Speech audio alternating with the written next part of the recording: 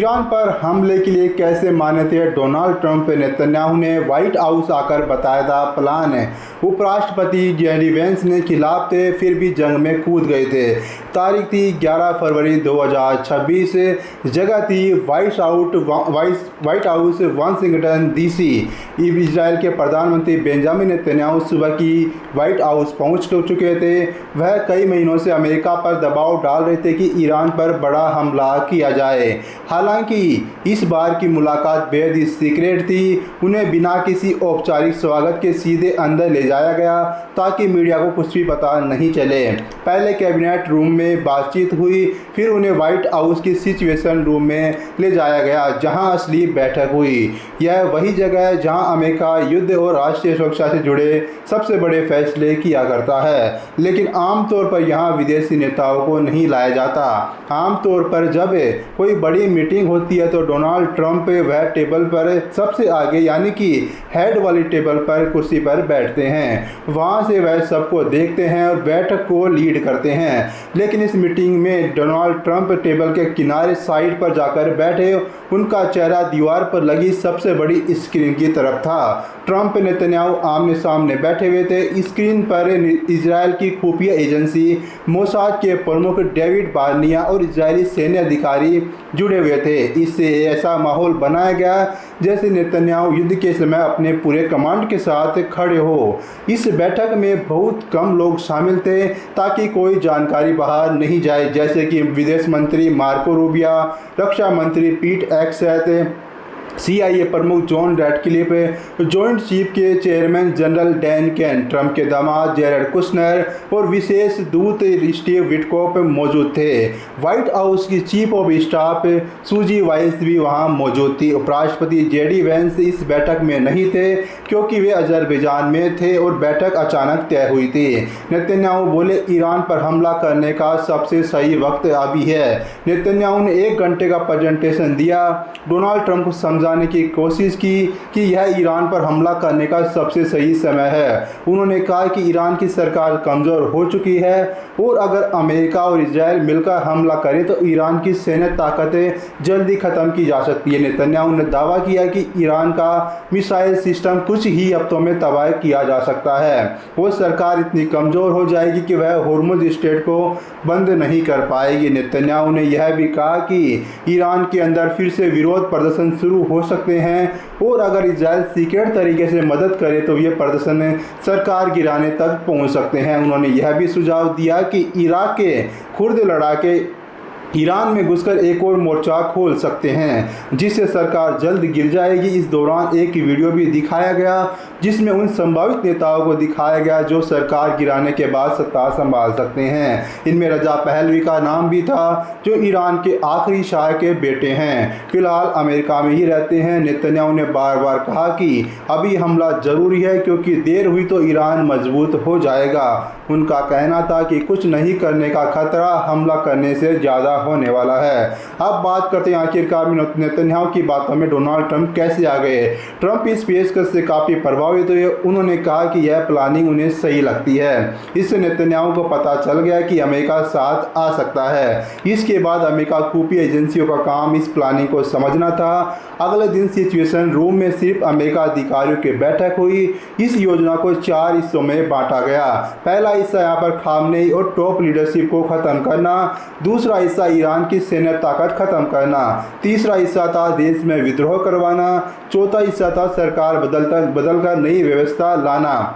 खुफिया एजेंसियों ने कहा कि पहले 2 मकसद हासिल किए जा सकते हैं लेकिन बाकी 2 असलियत से दूर हैं। CIA चीफ जॉन रैटक्लिफ ने इसे मजाक जैसा बताया और मार्को रूबियो ने इसे बेकार कहा। जब डोनाल्ड ट्रंप बैठक में आए तो उन्हें यही रिपोर्ट दी गई। उपराष्ट्रपति जेडी वेंस भी वापस आ चुके थे और उन्होंने इस योजना पर गहरी चिंता जताई। जनरल डैन केन ने भी कहा कि इजराइल अक्सर योजनाओं को बढ़ा चढ़ाकर पेश करता है क्योंकि उसे अमेरिका की मदद चाहिए होती है। इसके बाद डोनाल्ड ट्रंप ने साफ कहा कि अगर सरकार बदलना संभव नहीं भी है तो भी इससे फ़र्क नहीं पड़ता।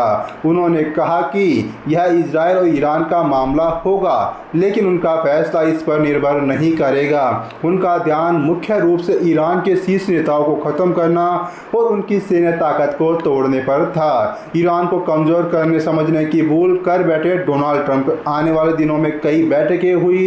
इन बैठकों में जनरल डैन कैन ने चेतावनी दी कि अगर ईरान के खिलाफ बड़ा युद्ध शुरू होता है तो अमेरिका के हथियार तेजी से ख़त्म हो सकते हैं। खास तौर पर मिसाइल इंटरसेप्टर पहले से ही कम है, क्योंकि अमेरिका यूक्रेन और इजराइल की मदद करता रहा है। उन्होंने यह भी कहा कि होर्मुज़ को सुरक्षित रखना बहुत मुश्किल होगा और अगर ईरान इसे बंद कर देता है तो वैश्विक तेल सप्लाई पर बड़ा असर पड़ेगा। लेकिन डोनाल्ड ट्रंप को भरोसा था कि युद्ध बहुत जल्दी ख़त्म हो जाएगा।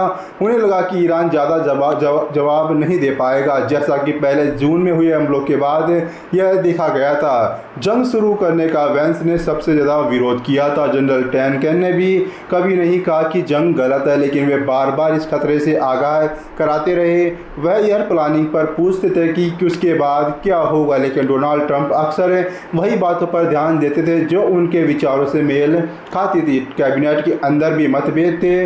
रक्षा मंत्री एक्सेस युद्ध के सबसे बड़े समर्थक के मार्को रूबियो थोड़ा सावधान थे और पहले दबाव की नीति जारी रखना चाहते थे, लेकिन उन्होंने ट्रंप को रोकने की कोशिश नहीं की। सूजी वाइल्स को भी चिंता थी कि नया युद्ध शुरू होने से राजनीतिक और आर्थिक असर पड़ेगा, खासकर तेल की कीमतें बढ़ सकती है, लेकिन उन्होंने भी खुलकर विरोध नहीं किया। सबसे ज़्यादा विरोध उपराष्ट्रपति जेडी वेंस ने किया।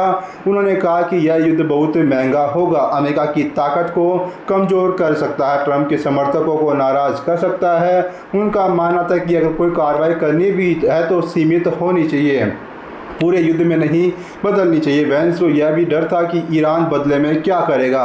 उनका अंदाज़ा लगाना मुश्किल है कि अगर होर्मुज़ बंद हुआ तो अमेरिका में पेट्रोल की कीमतें तेज़ी से बढ़ेगी और इसका बड़ा राजनीतिक असर हो सकता है। ईरान पर हमले का मन बना चुके थे डोनाल्ड ट्रंप। इसी दौरान एक और अहम खुफिया जानकारी सामने आई कि ईरान के सुप्रीम लीडर और अन्य बड़े अधिकारी एक साथ खुली जगह पर मिलने वाले हैं, जहां पर उन पर हमला किया जा सकता है। इसे एक रेयर मौका माना गया। डोनाल्ड ट्रंप ने एक बार फिर ईरान को समझौते का मौका दिया। इसी बीच कुशनर और विटकॉफ ने ईरान के साथ ओमान और स्विट्जरलैंड में बातचीत की। उन्होंने यह भी प्रस्ताव दिया कि ईरान को उसके पूरे परमाणु कार्यक्रम के लिए मुफ्त ईंधन दिया जाएगा, लेकिन ईरान ने इसे ठुकरा दिया और इसे अपनी गरिमा के खिलाफ बताया। कुशनर और विटकॉफ ने ट्रंप से कहा कि समझौता संभव है, लेकिन इसमें कई महीने लगेंगे और ईरान समय निकाल रहा है। फरवरी के आखिरी दिनों में अंतिम बैठक हुई। इस बैठक में सभी की राय साफ हो चुकी थी। कोई नया तर्क नहीं था, सिर्फ फैसला लेना बाकी था। बैठक करीब 1.5 घंटे चली। इस पूरी प्रक्रिया के दौरान साफ दिखा कि ट्रंप पहले ही मन बना चुके थे।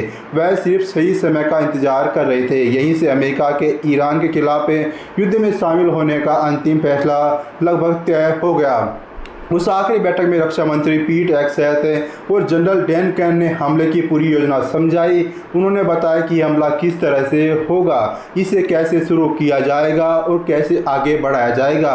इसके बाद राष्ट्रपति ट्रंप ने कहा कि वह टेबल पर बैठे हर व्यक्ति की राय सुनना चाहते हैं। सबसे पहले उन्होंने उपराष्ट्रपति जेडी वेंस से पूछा। जेडी वेंस ने इसका विरोध किया। वेंस ने साफ कहा कि उन्हें यह पूरा प्लान गलत लगता है, लेकिन साथ ही यह भी कहा कि अगर राष्ट्रपति यह फैसला लेते हैं तो वह इनका साथ देंगे।